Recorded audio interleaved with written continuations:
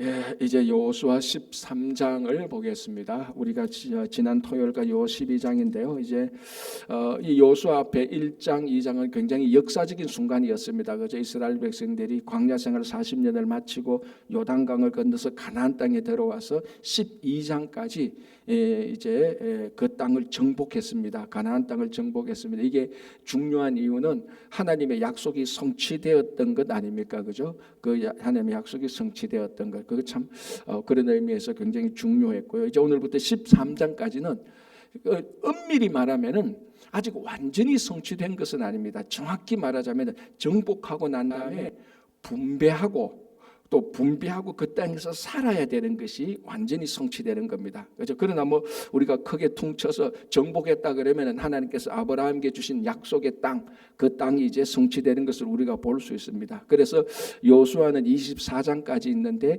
1장에서 12장, 우리 지난주 토요일까지 본 것은 땅을 정복했고, 이제 13장부터 24장까지는 그 땅 정복한 땅을 분배하는 내용들이 나옵니다.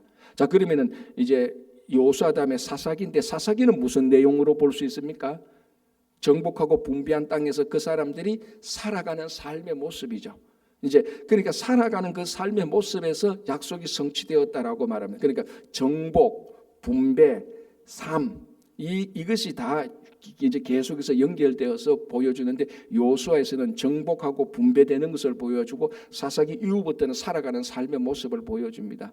그 살아가는 삶의 모습이 사사시대 때는 사사가 중심이 되어서 살아갔고, 그리고 이제 사무엘부터는 사사시대가 끝나고 왕 중심의 그 시스템으로 살아가고, 그러나 사사가 다스리든 왕이 다스리든 결국 통치자는 여호와 하나님이라는 것을 우리가 알게 됩니다. 그죠? 자, 그러니까 오늘 이제 우리가 12장이 끝났고 13장으로 들어갑니다. 이것도 하나의 중요한 매듭이 지어지는 것 아닙니까? 이제 정복이 끝났고, 물론 우리가 지난 토요일에 봤다시피 정복이 끝났다는 것은 전체적인 흐름에서 정복이 끝났다는 것이 깨알같이 모든 땅 100%를 다 정복하고 그 있는 사람들을 다 쫓아냈다. 그건 아니었습니다. 가장 못 쫓아낸 사람이 누구였죠? 대표적으로 기브온 족속들.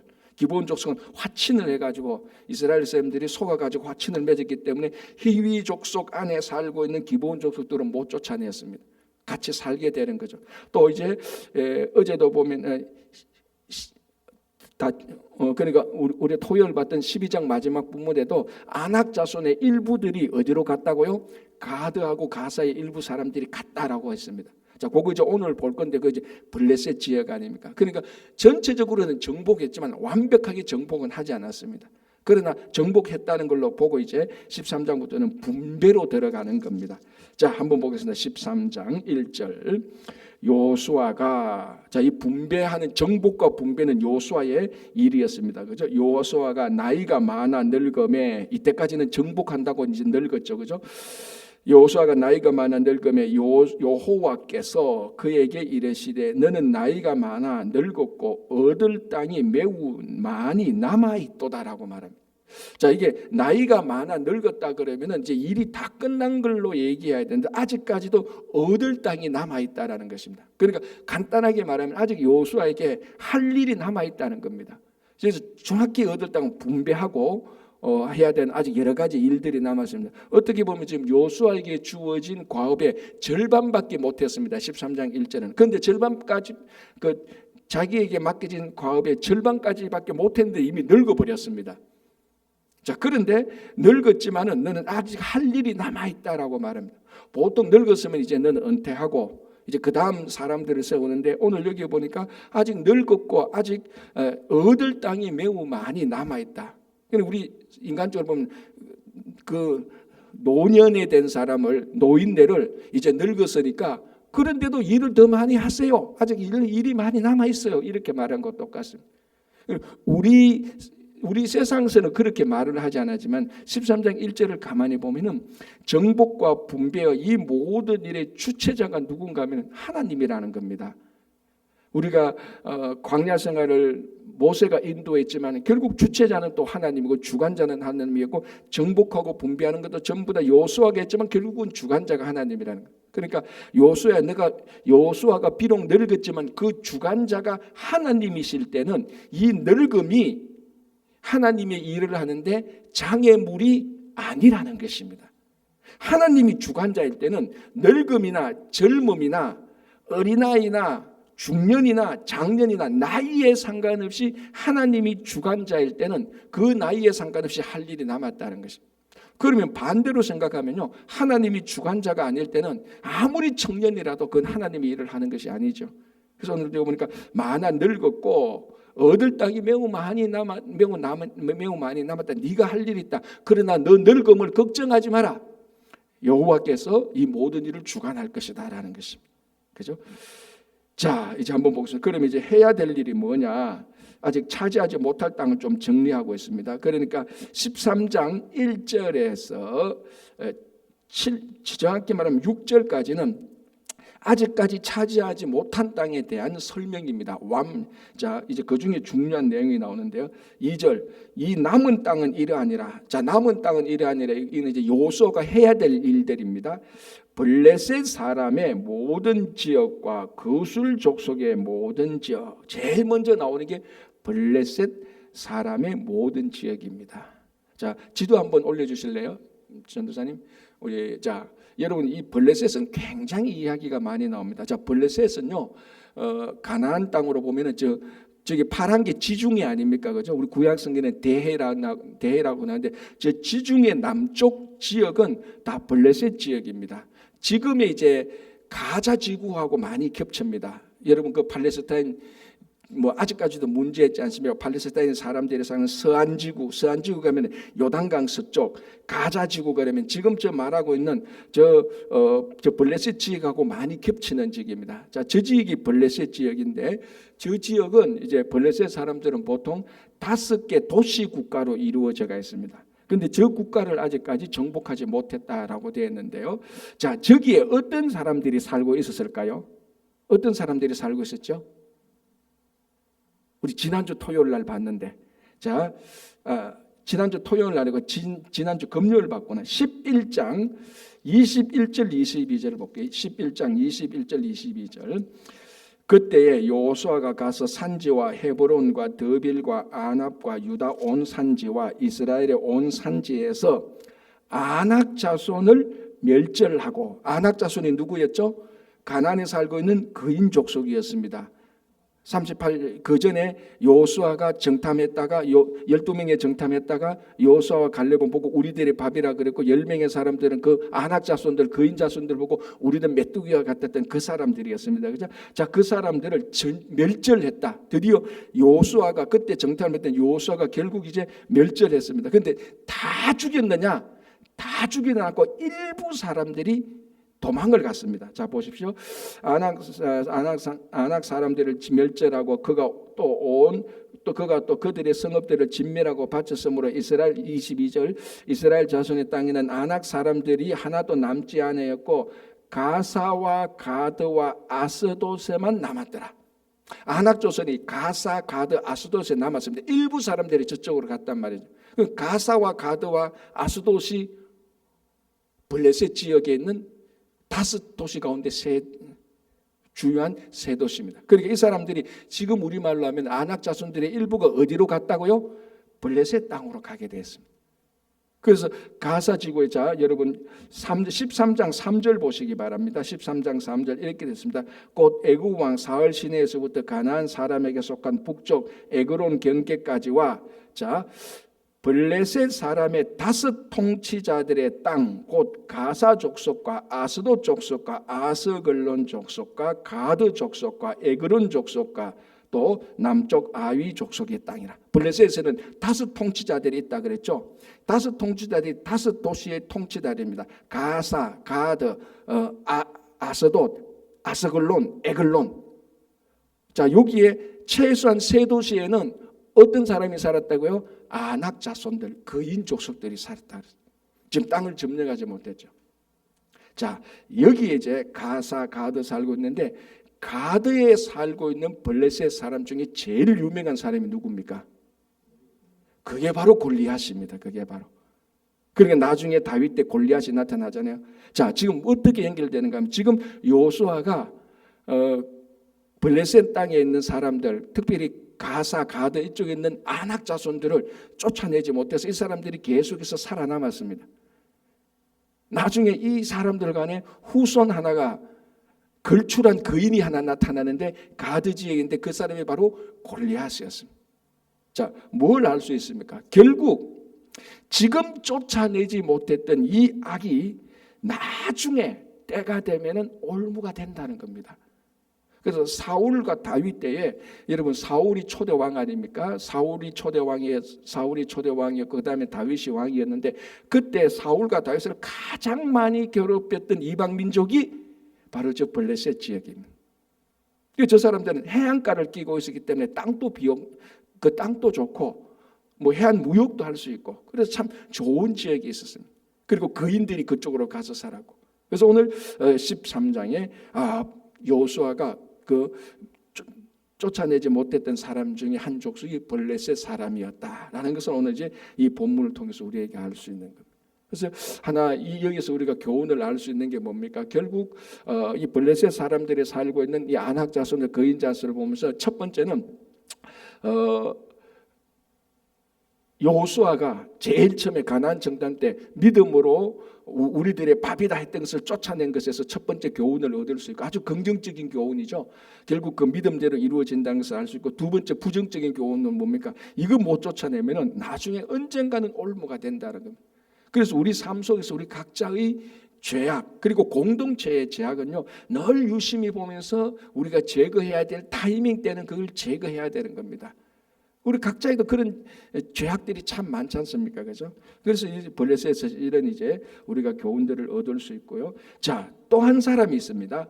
2절 끝에 거술 족속의 모든 지역. 거술입니다. 자, 다음 지도 한번 보여주실래요? 자, 거술이 어디 있는가 하면요. 좀 지역이 멉니다. 저 갈릴리 동편 쪽에 거술이 있습니다. 거술. 자, 거술 그러면 누가 유명할까요? 거술에 있었던 사람. 이거는 참 어려운데 이게 압살롬의 어머니가 거술 출신이에요. 압살롬의 어머니가 거술 족속의 왕의 공주입니다. 자, 그래서 무슨 일이 생깁니까? 압살롬이 자기 배다른 형제 암논을 죽이잖아요. 자기 동생 간음 사건으로 인해서. 그래서 압살롬이 자기 형제 암논을 죽이고 겁이 나서 어디로 도망갑니까? 바로 거술로 저쪽으로 예루살렘 남쪽 쪽에서 저쪽 북쪽으로 올라가서 거기서 자기가 죄를 지었지만은 죄를 감추고 죄를 피해서 죄의 징계를 받지 않고 거술 지역에 살 수 있었던 것입니다. 저쪽의 공주가 또 이제 다윗의 한 명의 아들이 다윗의 한 아내가 되어서 결국 나중에 저 거술이라는 저 지역이 압살롬이 죄를 짓고도 죄의 징계를 당하지 않는, 다시 말하면 죄인들이 징계를 받지 않고 피할 수 있는 도피성으로서 죄인을 보호하는 것이 아니고, 자, 도피성은 부주의하게 살인된 자가 피해야, 부주의하게 실수로 사람을 죽인 자가 피해서 도움을 받는 장소가 도피성인데, 즉 거술은 당연히 징계를 받아야 될 죄인이 도망가서 살 수 있는 장소가 되어버렸다는 겁니다. 무슨 말인가 하면 이때 거술 지역을 완전히 다 평정하고 있다라면은 저는 이제 죄인들을 불법적으로 보호하는 장소가 안 될 수가 있었던 것입니다. 그 뭔가 하면 결국 이 블레셋이나 거술처럼 결국 그 당시 그때 죄를 제거하지 않으면 결국 나중에는 반역을 일으키거나 죄인들이 숨을 수 있거나 저항하는 그런 사람이나 장소가 될 수밖에 없다는 걸 알려줍니다. 자, 하나 더 보겠습니다. 13장 13절 보시기 바랍니다. 13장 13절에 이렇게 되어 있습니다. 거술 족속과 마가 족속은 이스라엘 자손이 쫓아내지 아니하였으므로 되어 있습니다. 자, 거술 족속은 못 쫓아내죠. 마가는요, 저 거술하고 갈릴리 중간쯤에 있는 도시입니다. 그러니까 거술 근처에 있다고 보면 됩니다. 크게 보면요. 자, 이 마가 족속도 못 쫓아냈어요. 자, 그러면 저 마가 족속이 있는 저 지역에 전통적으로 오랫동안 있었던 이방 족속이 어딘가 하면 암몬입니다. 암몬. 그 밑에가 모압이고 그 다음에 암몬이고 이렇게 되거든요. 그래서 나중에 다윗에게 저항하게 될 때 암몬 사람들이 암몬 사람들이 크게 저항을 하는데 암몬 사람들이 연합군을 만들어서 다윗에게 저항을 하게 됩니다. 그때에 이 암몬 족속의 연합군으로 들어간 사람이 누군가 하면은 마가 족속입니다. 오늘 나오는 마가 족속 1000명을 데리고 암몬 족속과 연합해서 다윗과 전쟁을 하게 되는 거예요. 자, 이것도 보세요. 결국은 못 쫓아내니까 나중에 당대는 하지만 다음 그 나중 당대에 자, 이게 뭐 한 400년 500년 뒤가 되는 겁니다. 그죠? 자, 사사시대가 한 350년 아닙니까? 요수아 다음에 이제 바로 사사시대 350년, 그다음에 사울, 다윗이 한 근한 400년 뒤에 결국 그때 쫓아내지 못했던 마가 사람들이 암몬 족속과 연합해서 다윗을 저항하게 되는 1000명을 데리고 그 연합을 하게 되는. 이게 사무엘하 10장 6절에 나오거든요. 자, 오늘 그래서 우리가 이런 기록들을 보면서 이게 못 쫓아내는 게 단순히 그냥 못 쫓아냈구나 이게 아니고 이거 나중에 반드시 오늘 못 쫓아냈다면은 반드시 다음 기회를 잡아서 이 악을 우리의 악한 습관들을 제거해야 됩니다. 이 악한 습관들, 이 죄악들이 나중에 우리를 다시 공격하기 전에 우리를 대적하기 전에 우리의 죄악을 감춰주기 전에 반드시 다음에 한 번에 더 타이밍을 잡아서 제거를 해야 되는 겁니다. 지금 못했다 할지라도. 자, 오늘 여기서 보면은 하나님께서 여호수아가 다 정복하지 못한 이 땅에 대해서 하나님께서 징계를 내리지 않습니다. 너 이거 못했구나. 너 이거 벌 받아. 왜 못했냐? 그게 아닙니다. 그건 그대로 인정을 합니다. 완벽하지 못하니까. 그럼에도 불구하고 이것이 나중에 큰 문제가 된다는 것을 우리가 기억할 때 지금은 비록 못했지만 이거 가지고 막 한탄할 게 아니고 반드시 이게 나중에 큰 문제가 일으키기 전에 어느 때라든지 또 하나님께서 타이밍을 주시면 그때는 제거했었어야 되는 것입니다. 그걸 이제 우리가 성경 전체를 보면서 알 수 있는 것이죠. 자, 다시 보겠습니다. 13장 2절 블레셋 사람의 모든 지역과 거술 족속의 모든 지역과 3절 아까 이렇게 쭉 살펴봤고요. 이렇게 해서 6절을 보겠습니다. 또 레바논에서부터 미스러보 마임까지 산지의 모든 주민 곧 모든 시돈 사람의 땅이라 내가 그들을 이스라엘 자손 앞에서 쫓아내리니 너는 내가 명령한 대로 그 땅을 이스라엘에게 분배하여 기업이 되게 하되. 자, 분배하는데 내가 명령한 대로라 했습니다. 자, 이거는 우리가 정복하게 될 때 요수아가 정복할 때 여리고성, 아이성 이렇게 해서 많이 정복했지 않습니까? 이런 이렇게 정복할 때 그 정복을 성공할 수 있었던 가장 1번이 여호와의 명령대로 했을 것이에요. 여호와의 명령대로 했었을 때 정복이 이루어졌습니다. 자, 이제 오늘 정복이 끝났고 13장 분배입니다. 분배도 어떻게 하라고요? 여호와께서 명령하신 대로 분배하라 그랬습니다. 자, 이스라엘 백성들이 정복과 분배가 있습니다. 실제로 여러분 우리가 정복과 분배하는 그 당시의 사람이라면은 정복보다는 분배의 문제가 훨씬 더 예민한 문제입니다. 자, 정복의 문제는 외부의 적과 싸워야 됩니다. 그래서 우리 스스로가 하나가 될 수 있어요.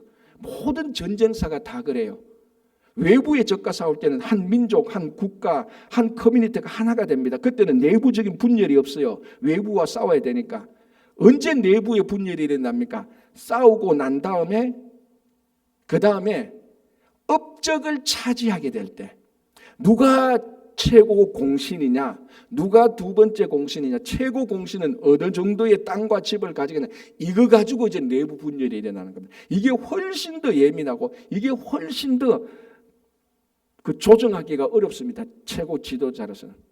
전쟁은 하나로 뭉칠 수가 있어요, 내부를. 그런데 내부적으로 그걸 이제 전리품을 나누고 관직을 줄 때 이제 막 패들이 쫙 갈라집니다. 그래서 내부끼리 찢고 뽑고 싸워서 그래서 분열돼서 무너지는 경우들이 굉장히 많습니다. 자, 그러면 여호수아를 볼 때 땅을 정복할 때도 물론 힘들고 어렵죠. 이방 민족들과 싸워야 되니까. 그런데 진짜 문제는 어디서 터질 가능성이 훨씬 더 많습니까? 땅을 분배하게 될 때. 여러분 한번 생각해 보세요. 땅을 분배할 때 우리 지파가 더 많이 받게 되고 또 지파 가운데서 우리 가문이 더 많이 받게 되고 우리 가문에서 우리 집안이 더 많이 갖게 되고 이런 인간의 욕심들이 수두룩하게 들어가게 되는 겁니다. 그런데 여러분 이제 앞으로 보겠지만 이 분배할 때 문제가 거의 없습니다. 하나도 없어요. 왜? 오늘 이게 키포인트입니다. 그 분배 문제도 하나님의 명령대로 분배가 되었기 때문에 뭐 각 모든 사람은 어쩌면 속으로 좀 불만이 있었을 수도 있었을 겁니다. 그러나 외부적으로 하나도 문제가 생기지 않습니다. 사실은 우리가 여호수아가 가나안 땅을 정복했던 것이 여호수아의 큰 업적이라고 다 말하지만 실제적으로 보면은 분배의 문제가 훨씬 더 분배하는 데 있어서 문제가 생기지 않은 것은 훨씬 더 여호수아의 리더십이 더 잘 나타난 게 이 부분이라고 사실은 말을 할 수가 있어요. 내부 분열을 일어나지 않고 다 분배했기 때문에 이게 어떻게 가능하냐? 정복에서처럼 분배에도 여호와의 명령대로 했다는 거예요. 여호수아만 한 게 아니고 그 족속들의 리더들, 그 백성들이 그걸 다 땅을 다 받았다는 것을 우리가 알 수 있습니다. 그렇죠? 자, 이제 8절 보겠습니다. 이제부터 이제 분배를 하는데 이미 앞에서 한번 분배했던 내용을 다시 언급합니다. 그게 8절에서부터 14절까지인데 요단강 동쪽의 땅을 분배했던 것을, 자, 지금 이때는 이미 요단강 동쪽의 땅은 분배가 끝났습니까? 안 끝났습니까? 다 끝났죠. 이때는 가나안 땅을 들어왔으니까, 그죠? 이미 동쪽 땅은 정복이 다 됐고 분배가 다 끝났습니다. 두 지파 반. 이제 요단강 서쪽만 이제 정복도 끝났으니까 요단강 서쪽에 9지파 반 분배를 하면 됩니다. 요 입장에서 자, 이제 우리가 9지파 반을 분배한다라고 말할 때 요단 동쪽에서 분배했던 것을 다시 똑같이 또 언급합니다. 자, 요단 동쪽을 정복하고 분배했던 사람은 누가 한 거죠? 그거는 모세가 한 거예요. 요단 건너서 요단강 서쪽을 9지파 반을 정복하고 분배한 것은 여호수아가 한 겁니다. 자, 그리고 요단 동쪽과 요단 서쪽에 뭐가 있습니까? 요단강이 있죠. 그리고 두 지파 반이 요단강을 중심으로 이렇게 분배가 되는 겁니다. 그죠? 자, 지도 한번 올려주세요. 요단 분배하는 거. 자, 이제 잘 보이시나요? 저기 이제 요단강이 있고 제일 동쪽, 여러분 동쪽 제일 위에 므낫세 반, 그 다음에 갓, 그 다음에 르우벤 있죠. 그죠? 자, 저기 이제 동쪽이 이제 저렇게 분배되고 중간에 요단강을 중심으로 되고 그 므낫세 반 지파는 서쪽으로 넘어와서도 또 므낫세 반 지파가 이루어집니다. 그러니까 지리적으로 볼 때 가장 넓은 땅을 차지한 지파는 므낫세 지파죠. 동쪽에도 이만큼 차지하고 서쪽에도 이만큼 차지하고. 그 동쪽에 보면은 요단강 동쪽에 보면은 사해 아래쪽에는 르우벤, 그 다음에 갓, 그 다음에 그 므낫세 절반 지파. 현재 상황은 요까지 정복하고 분배한 요 상황입니다. 요걸 또 한번 언급을 하고 있습니다. 자, 8절 보겠습니다. 므낫세 반 지파와 함께 르우벤 족속과 갓 족속은 요단 저편 동쪽에서 그들의 기업을 모세에게 받았는데 여호와의 종 모세가 그들에게 준 것은 이러하니 라고 이렇게 쭉 나옵니다. 먼저 언급한 게 요단강 동쪽의 이 땅은 모세를 통해서 이스라엘 백성들에게 받았다. 이거 잊어버리면 안 된다는 겁니다. 이거 꼭 기억해야 된다. 뭘 기억했냐? 요단강 동쪽에 있는 땅도 하나님께서 우리들에게 허락한 약속의 땅이다라는 것입니다. 자, 이게 왜 자꾸 기록하고 자꾸 남기는가 하면요. 자, 이 당시에는, 그 당시에는 저게 문제가 되지 않습니다. 그러나 여러분 한번 생각해 보십시오. 이게 나중에 100년, 200년, 300년이 흘러갈 때 반드시 무슨 문제가 생기는가 하면요. 보나마나 반드시 생기는 게 정통성의 문제가 생깁니다. 왜? 원래는 약속의 땅은 요단강 서쪽의 땅입니다. 그런데 하나님께서 요단 동쪽의 저쪽 땅도 허락하셨습니다. 그래서 두 지파 반이 그 땅을 차지한 것이죠.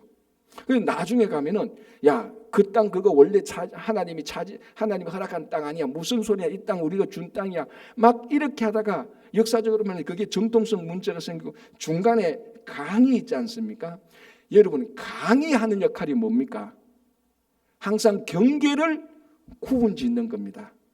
그리고 여러분 지금도 세계 지도를 딱 펴가 보십시오. 강 중심으로 경계가 있습니다. 특히 유럽 지역은 강 중심으로 국경이 다 나누어져 있어요. 강 중심으로 지역이 다 나누어졌습니다. 하다못해 조그만 겨울 하나도요. 여러분 어릴 때 생각해 보십시오. 저 강 위 사람, 강이라고 말합니다. 신천, 개천, 하천 위 사람들, 하천 아래 사람들. 그 하천 하나, 조그만 하천 하나 가지고도 이 하천이 사람을 분리시켜 버려요. 하천 위 사람들은 가난하고 힘든 사람들, 하천 아래 사람들, 부자 사람들, 그 하천 하나로 다 분리시킵니다. 저 요단강이 나중에 저 동쪽 지파와 서쪽 지파를 다 분리시킬 수가 있어요. 그래서 이 성경을 딱 기록해서 딱 못 박아 놓습니다. 그거 절대로 분리되는 땅 아니야. 그리고 정통성 논란하지 마. 다 하나님의 땅이야. 강으로 분리돼서 이 땅 저 땅 동쪽과 서쪽으로 나누어져서는 안 돼라는 강력한 암시가 있는 겁니다. 그래서 요단강 서쪽의 땅을 정복하고 분배한 것을 얘기하기 전에 먼저 당연하게 얘기하는 게 요단 동편을 먼저 얘기합니다. 요단 동편의 모세를 얘기합니다.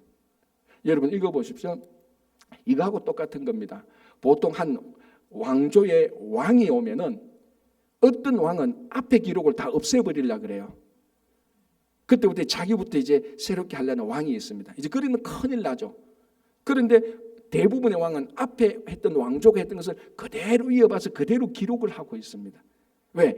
앞에 있었던 왕의 기록, 왕의 업적과 내가 했던 왕의 업적이 분리되는 게 아니고 계속 계승해서 연결되는 거다. 그런 의미하고 똑같은 겁니다.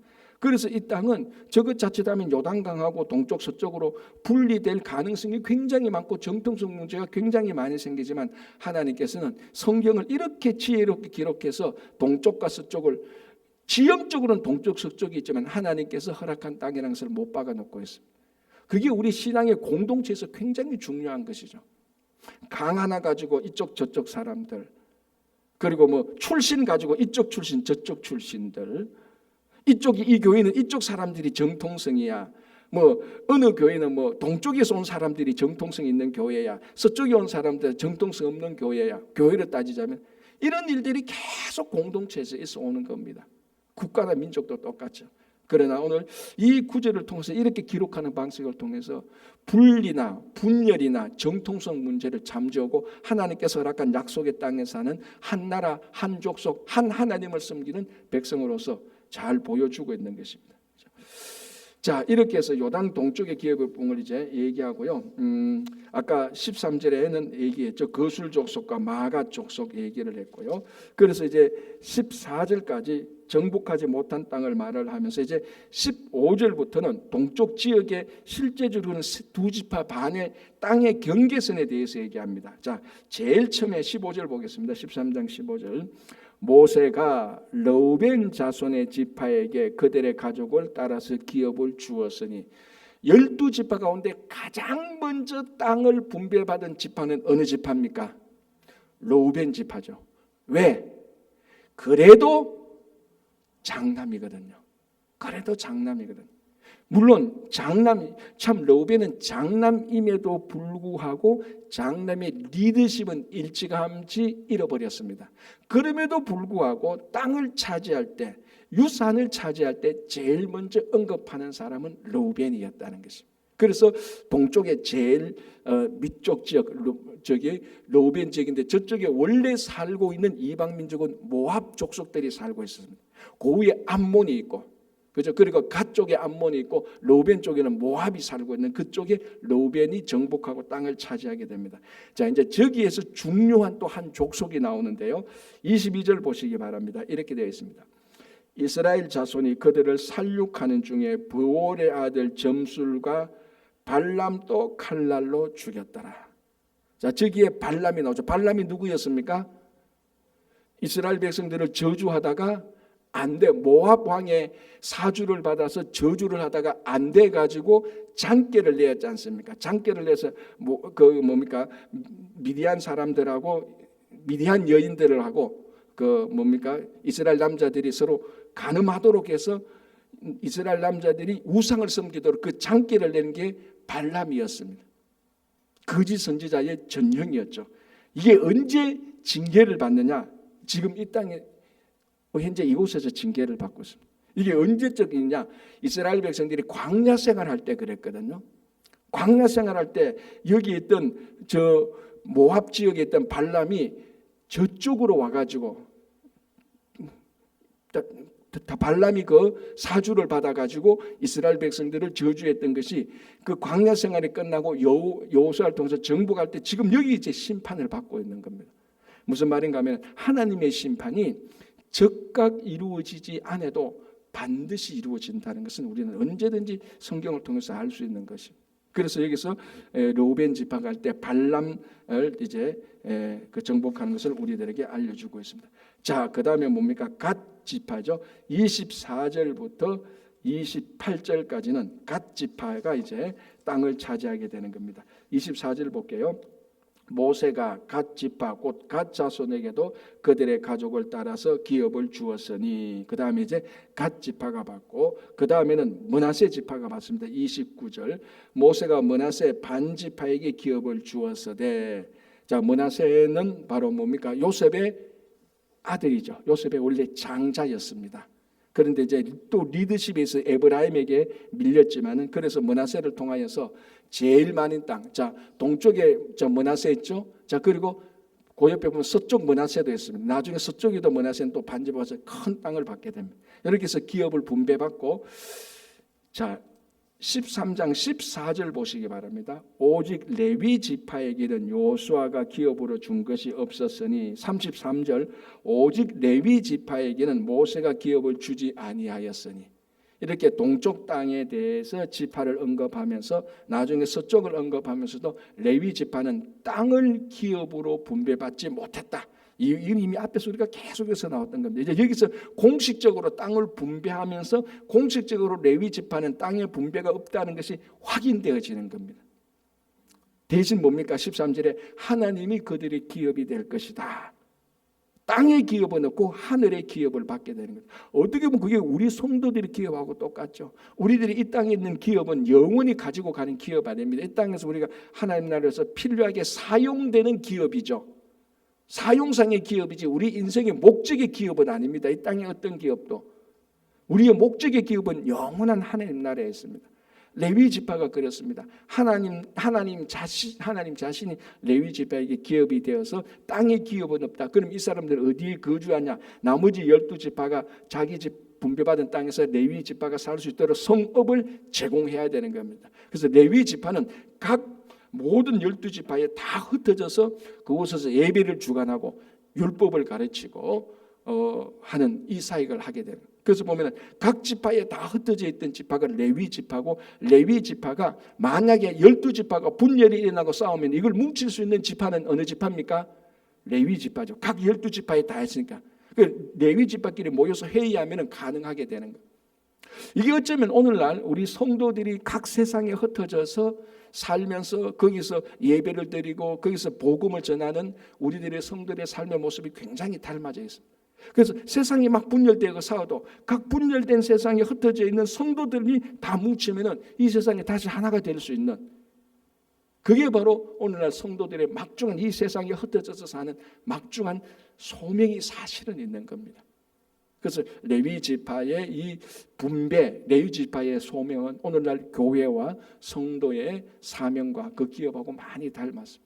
오늘 이것을 보면서 우리들에게 주신 땅의 기업은 없다 할지라도 그걸 서러워하지 말고 하늘의 영원한 기업을 받고 살아가는 레위인으로서 또 흩어져서 살면서 성도들이 또 하나 되는 그런 삶을 사시기를 바랍니다. 기도하겠습니다.